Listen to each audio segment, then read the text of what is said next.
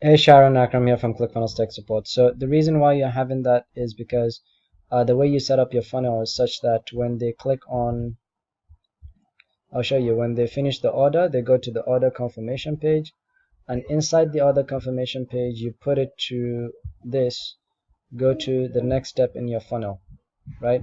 And the next step in your funnel is this, which is the membership area login. Now the membership area login looks like this. You see? So this is where they log into the account with their email and their password. So that's why it's showing them that. Now, there are two ways you can do this.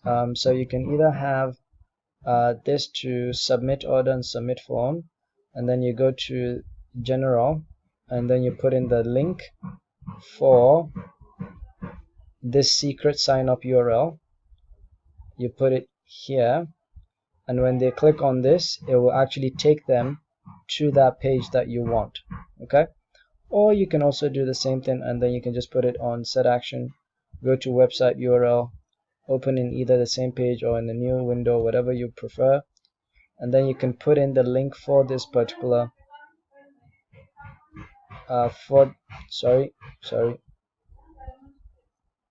so you can put in the secret sign up URL. The secret sign up URL is the one that would help them to be able to create the account in your membership. This is the login URL is just for logging in. So you're going to use this link here, and you can put it either here, or you can put it on submit order and go to general and put it here.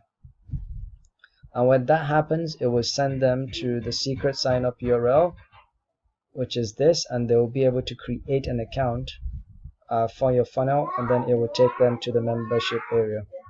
Alright, so I hope this answers your question. That's all for now. Have a nice day.